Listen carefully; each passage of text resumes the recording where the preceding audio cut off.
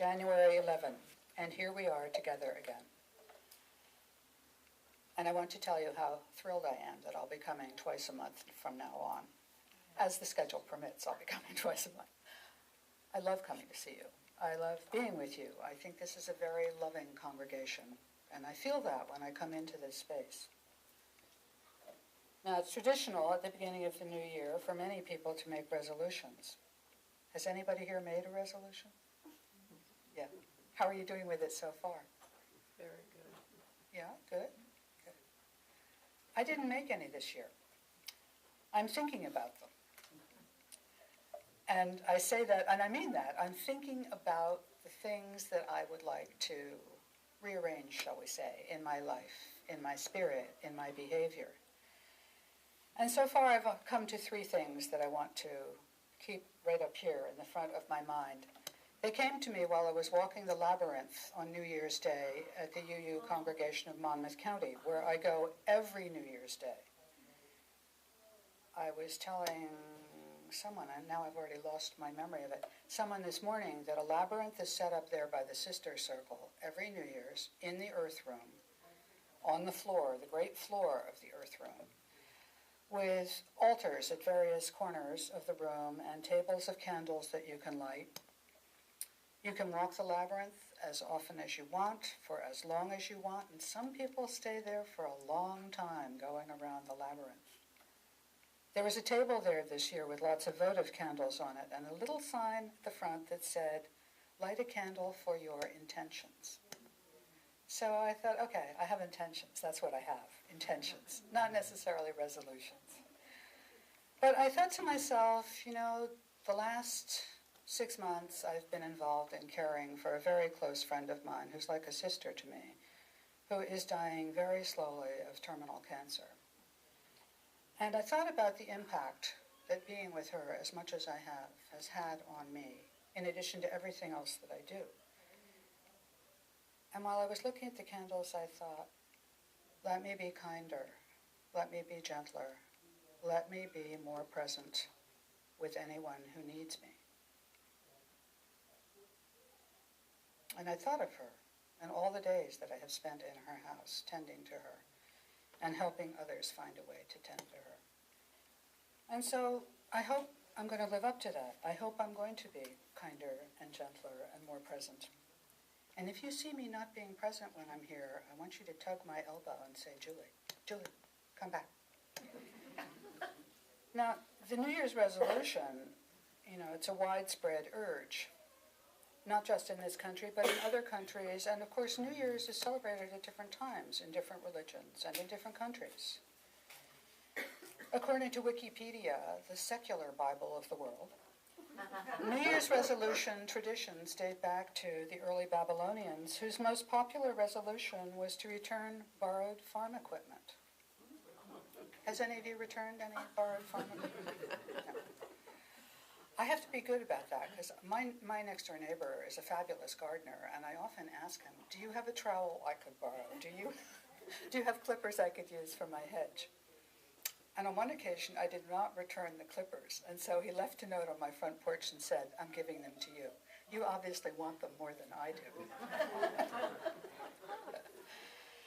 Now, I mentioned Judaism for a moment because the holiest holiday, Yom Kippur, is a day in which people reflect on their wrongdoings and they seek and offer forgiveness, and this is often a part of New Year's resolutions.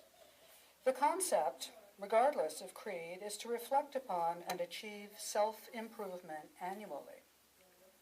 A New Year's resolution, no matter where you are or what tradition you're in, is a commitment you make to yourself and to others to complete a project or complete a lifestyle change. If you're going to go on doing the same old things you've always done, you've already accomplished that resolution. You're just doing the same old things. And you may know the saying from AA or not. Doing the same thing over and over again and expecting a different outcome is the definition of insanity. Yes, insanity. So, what are you going to do now? Now, New Year's has not always begun on January 1st, as I said, and it doesn't begin on that date around the world. As far as I can tell, it was created in 46 BC when Julius Caesar developed a calendar that would more accurately reflect the seasons than the previous calendars had. Now imagine having the power to change the calendar. Julius Caesar was a very power-hungry person. The Romans named the first month after Janus, I'm sure many of you know this, the god of beginnings and the guardian of doors and windows. Now that's a job I would like to have. I would like to be the guardian of the doors and the windows. Of course, in my house I am the guardian of the doors and the windows, although my cats would strenuously disagree. Janus was always depicted with two faces, one in front and one in back. And now that I have severe arthritis in my neck, I think to myself, that face on the back would come in very handy. I can't turn my head beyond this on either side. And every time a doctor says to me, have you looked at this on your back? I say, are you kidding? I can't turn my head even all the way to my shoulder. Oh, yes, that's what he says. Now, at midnight on December 31st, the Romans imagined Janus looking back at the old year and forward to the new. And the Romans began a tradition of exchanging gifts on New Year's Eve by giving one another branches from sacred trees for good fortune. You may have noticed when Chinese New Year comes around that many Chinese people give other people bamboo shoots that are in little pots with pebbles. This giving a bamboo tree is a sign of wishing good fortune. Later on in Rome, nuts and coins imprinted with the god Janus became more common as New Year's gifts. Now, there is one thing I think about on a regular basis and forget on a regular basis. Senior moments have caught up with me at a very rapid clip.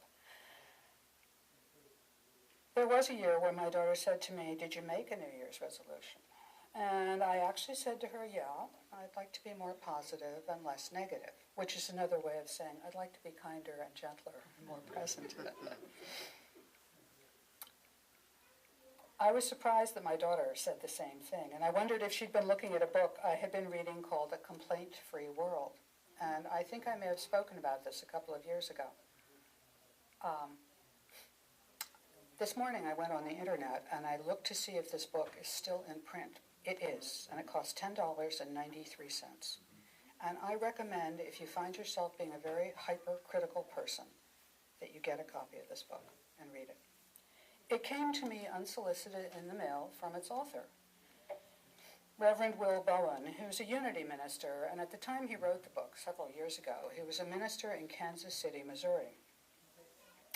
He called this book A Complaint-Free World, Take the 21-Day Challenge. And I speak of it again because I think it's a good reminder. You know, we forget the things we learn, don't we? And then we have to learn them all over again. Now, oh, yeah, I used to know that. So reading this book again is another reminder. Is it possible to live in a complaint-free world? Since I grumble sometimes about things I really ought to just address directly, and sometimes make little mountains and sometimes huge mountains out of molehills, I turned to the first page when I took it out of its package and I started to read. The introduction opens with a quote from Maya Angelou. If you don't like something, change it. If you can't change it, change your attitude. Don't complain. And I was hooked. It reminded me of a sign that's in one of the ladies' rooms down at Murray Grove that says, don't change the way you look, change the way you see. And I thought, I love that saying. That is so true.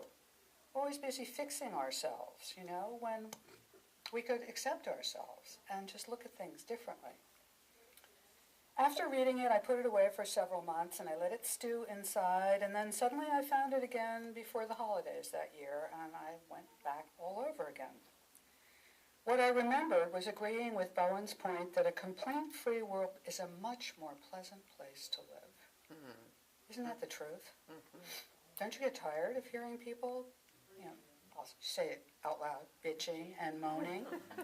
I do. And I know some people are real experts at it. They're black belts in bitching and moaning. The second point he made was that it takes practice. It takes practice to change habits, and we all know that. How many of you have tried to change some habit? Yeah. Isn't it Yeah, it's hard. It's hard to remain conscious. It's hard to remain conscious and to catch yourself as you're falling into a habit. He decided that we needed something to use to substitute it with a new behavior. Thank you. And very simply put, he had included a purple bracelet with the book. And I found my purple bracelet while I was thinking about talking about this. Obviously, I didn't want to change my habits because I'd put the bracelet away. But I found it, and here it is. I never had a Lance Armstrong bracelet, so I don't have to worry about that. It says, it's engraved in it, a complaintfreeworld.org. They have their own website. This is it. You know, and the technique is the same as with other habits. Every time you start to complain, you are to take it off. No, not snap it. Put it on the other wrist. Really make an effort and put it on the other wrist. You're not spanking yourself by snapping it. I'm obviously out of date here. Okay. So, every time you complain, criticize, or gossip out loud, those are the three that he names, you have to move the bracelet to the other wrist. The goal is to get through 21 days without having to move that bracelet. By then, even if you're not completely cured, you will be a lot more conscious of your habits. Bowen had a hard time getting there, but eventually he did. I don't know if he's still there, but he was there when he published the book. I still have a hard time because I often forget that the bracelet's on my arm. It just feels like, you know, something that's always there. The other thing that makes it difficult is because we're usually so much more aware of other people's bad habits than we are of our own. I see nods of recognition, right? And of course, we often get upset about habits in other people that we dislike in ourselves if we're actually aware we have them. Okay? Who honestly thinks of himself or herself as a complainer? Who honestly thinks of himself as a critic?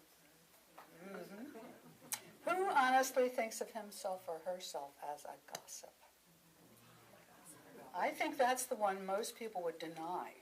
They would deny it because it's so built into our social rhythms that we're going to talk about other people that we don't think about it as something that is potentially negative and dangerous. Don't we all prefer to think of ourselves as offering helpful criticisms? Oh, just one. Really, I don't mean to be critical, but, or justifiable complaints. Now, I'm going to speak from experience here. I often find at the end of a sermon that someone will come rushing up to me and say, that was fabulous, but. And as soon as I hear the but, I go, there we go. And I'll just give an example without naming any names or any congregations. I had a congregant once who used to come up to me after every single service and pick apart some element that was in the service. And I thought, you know, she clearly doesn't understand that as a Unitarian Universalist minister, I offer a menu of readings and hymns, thoughts, sermons, because everyone in the room is different. Everyone will find something somewhere in there that they're going to take away with them. Not every single thing. I would never expect that. But for her, it was more like she was looking to be aggravated. She was looking for the one thing that she could bitch and moan about. And it came to a point where I just didn't want to be around her after the services. I would wander away into coffee hour and go to the far side of the room. Now, I mentioned this once in a meeting of UU clergy, when a friend of mine, whose name shall remain silent, and whose congregation will also remain unnamed, said, Julie, I have the solution for you. I had to find one because it happened to me all the time after giving a sermon. And I said, what's that? She said, well, someone came up to me and said, Reverend, and I just put up my hand and said, stop. Please stop. You have to know the rule. Do you know the rule? And the congregant stepped back like, what rule? And the minister said, well, before you complain about something or criticize it, I want you to tell me two things that you loved about what just happened here. And the congregant was utterly amazed. Had never come to say anything nice, only came when there was an issue, a problem. And I thought, what a great strategy that is. And I have taken to, keeping that in my head when someone comes with me to pick something apart. Now, it's not that there might not be something that aggravates them. That's all right, but let's not start with that. Let's start with the part where we love each other and we understand that we're all here, at least I hope we're all here, to develop our best selves, not our complaining selves, not ourselves that are still hurting and aggravated by things that happened to us 50 years ago or 50 minutes ago. We're here to become our best selves. Now, conversely, I have also had the pleasure of many people coming up to me after services and saying, oh, I loved that service, or I loved that sermon. And then they walk away. And I'm like, wow, they loved it, okay. But I have learned the hard way from being a UU minister and an interfaith minister for 16 or 17 years now, that the most meaningful commentary from people is when someone says to you, I loved this, and tells you specifically what it was that touched them. That's what a minister learns from. Was it the subject matter? Was it the way the minister spoke? Was it the prayer? Was it the meditation? Was it the silence in the service? What was it? That helps a minister grow. It helps a minister grow in relationship to you because you are expressing in your appreciation a need that you have, and then the minister can respond to it. Last week I was in another congregation, and someone came up to me afterwards who has never spoken to me before in all the years that I have known him. And he's very shy. And he said, Reverend Newhall? And I said, yes. He said, I just wanted to tell you that I really loved the service. And I stood there and I looked at him, and he stood there looking at me, and I looked at him, and he looked at me, and I looked at him, and then I said, could you tell me what it was you liked? He said, I just love the way you speak. And I said, oh, okay, thank you. And then, I'm probably blushing right now. He blushed, and then he went away. And I thought, isn't that sweet? It's the first time he's had the nerve or the courage or whatever it was to say anything at all. So, I try not to bite anybody when I'm in church, and I don't think you try to bite people. If you want to say something, think about that. Think about the rule of two. 2 compliments, then 1 complaint. Now, when Bowen got his program off the ground within his own congregation, he wanted to remind people to focus on what they wanted more of in their lives, rather than on what they didn't want. Isn't that what complaining's about? Instead of, how about, and possibility thinking. In some UU congregations, a lot of work has been done around appreciative inquiry, and you might have used this technique a while ago when I wasn't here so much.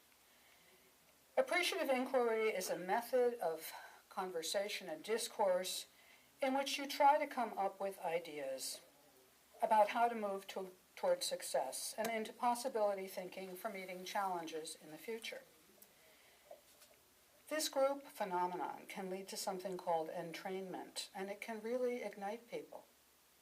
I'm sure you've had entrainment experiences when you've heard a couple of people start clapping at something, and then more people start clapping, and more people start clapping. Or someone yells bravo and stands up, and then more and more people in the theater yell bravo. And, the whole place becomes electric. You see this when people perform the wave. Have you ever seen that? Yeah. Now, I've never been in a wave, but I've loved seeing them on television. It's like, wow, look at that. Boom, ba-boom, ba-boom. They're up, they're up, they're up.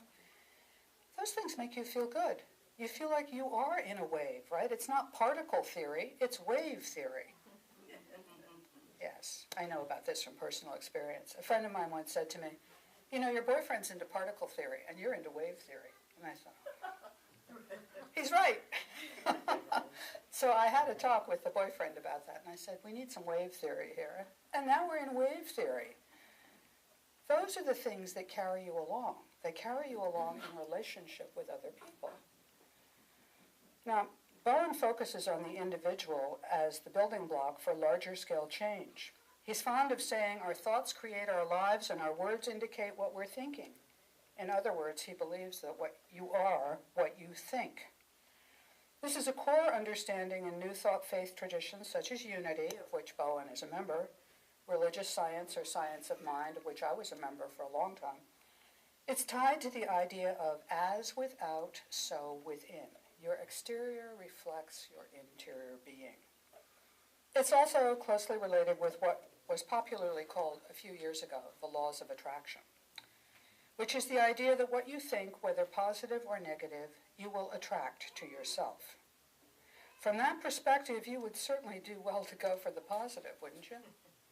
Now, I have to say, I have a bone to pick. I'm complaining.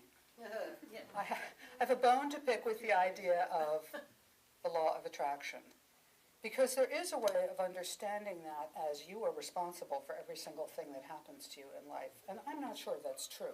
I don't think there's a scientific law that would state you are responsible for everything that happens to you. We all know, well, James was talking about the accident that he saw. I don't think James was responsible. James just happened to be there with his family and saw that person be hit by the car, right? And yet I'm sure that deeply affected you emotionally. It must have. I've seen that in New York City when a car jumped a sidewalk and killed a child across the street from me. We see these things, you know. We are responsible for a lot of what we do, a lot of what we think, a lot of how we respond to things, but not necessarily everything. And my concern with the laws of attraction is that it's too easy to twist some of that into making you feel guilty. Guilty for things you have no control over. Now, there is a karmic law, you know, the law of karmic return, of what you put out into the universe eventually comes around to you. That's not exactly the same thing as having a negative thought that gave you cancer. There's a song by the New Radicals who were very popular about 10 years ago called You Only Get What You Give. And I thought, that is a very, very good thing to keep in mind. And that ties into the karmic law of what you give out. What do you give? Do you hold love inside you? Do you keep it here and refuse to share it with other people? Or do you spread it? Do you pass it along so that more people can feel it? Now, if you believe that you only get what you give, you will want to obey the golden rule, won't you? You'll want to be very careful in the way that you treat other people. And you'll want to practice the first principle, affirming and promoting the inherent worth and dignity of every person. These ideas are not new ideas. They have been around for a long time. In the Gospel of Matthew, Jesus was quoted as saying, "As thou hast believed, so let it be done unto thee." And from the Buddha, "As we believe, so we become." Marcus Aurelius, "The universe is change, our life is what our thoughts make it." More recently, Norman Vincent Peale, the author of The Power of Positive Thinking, said, "Change your thoughts and you change the world." So whichever you believe, I do agree with Mr. Bowen that there are a lot of complaining in the world and that the world is not as we would really like it to be. He points out that the verb complain refers first to expressing grief, pain, or discontent. Second, it refers to making a formal accusation or charge. You have to keep this in mind if you walk into a police station and say, "I want to make a complaint." That means you're actually asking the police to write up an arrest complaint or something of that sort. It's not just, "I want to tell you about my nasty neighbor who does this and that and it goes away." No. You're asking the police to take action. Can you ever complain? Yes, you can. Reverend Bowen says sometimes it makes sense to complain. There are life concerns that need to be addressed, adjusted, corrected, but sometimes means not often. Don't do it all the time. Complaining should happen infrequently. Criticism and gossip, never. Most of the complaining we do is just a default mode habit. Lily Tomlin. How many of you are Lily Tomlin fans? One of my favorite Lily Tomlin quotes. "We are given language so that we can complain." No, consider that. And why do we complain? Bowen thinks we do because we perceive a benefit from complaining. Often it involves attracting sympathy or approval from other people. Or we do it to avoid stepping up to something we're afraid of. We're conflict avoidance animals, aren't we? Most of us do not lean into a difficult situation. We back away from it. But if we stepped forward towards it, we would be able to do something about addressing it. When we run away from it, it's harder to do that. So, sometimes we complain when we're ill or pretending to be ill, or that we're too busy. Someone asks you to do oh, no, sorry, can't do that, too busy. When you complain about someone to other people, you're avoiding doing the healing work that you really need to do. If you complain to another, you're getting into triangulation, and that is a very, very difficult habit to break, and it runs rampant in group settings and in congregations as one of those kinds of groups. So, what about gossip? If what you are saying about an absent person is complimentary and you would repeat it word for word, if the absent person were present, then you're not complaining about them. Otherwise, think of it as a triangulating complaint. You're saying something you wouldn't say directly. You're bitching and moaning. You're venting, and you may feel you need to vent. But really what you need to do is to find a way to address the issue with the other person or stop complaining about it. Now, the last thing he says is that complaining is often a kind of bragging. How was the weather? Oh, I had to walk 15 miles in the snow uphill when I was a child. Do you remember that story? Yeah. You know, to get to school. Like, you don't know what suffering is, that kind of thing. Or the traffic. Oh, my God, the traffic on the Garden State Parkway. Oh, the reconstruction. When are they going to finish with that? You know, it's just mindless sort of spouting about things. Just let it go. Find something else to do. Now, of course, when you stop complaining, you'll find a lot of empty time. You find you have a lot of empty time. Think about that. And you'll have empty spaces in your conversations, too. And if you stop talking about other people who aren't present, unless you're saying wonderful things about them, there'll be another pause for emptiness. Now, if you decide to participate in the Complaint-Free World 21-Day Challenge, do it for yourself. Bowen is right about that. You have to do it for yourself, not for anyone else, not because someone says, do you know what a nag you are? You know, do it for yourself. You can't do it to change anyone else. That would just be more complaining about the way you think things are. If you do it for yourself, you'll feel a lot lighter. You will notice that you get a lot more done because you've got all that empty time now. You'll feel less stressed because you won't be busy trying to control everything or everyone else. Bowen mentions an old Russian proverb in his book, and I'm sure you recognize the spirit of this proverb. If you want to clean up the entire world, you must begin by sweeping your own doorstep. Mm-hmm. As he says, the change we seek is never really out there. It's inside ourselves. Here endeth my New Year's lesson. And now, we're talking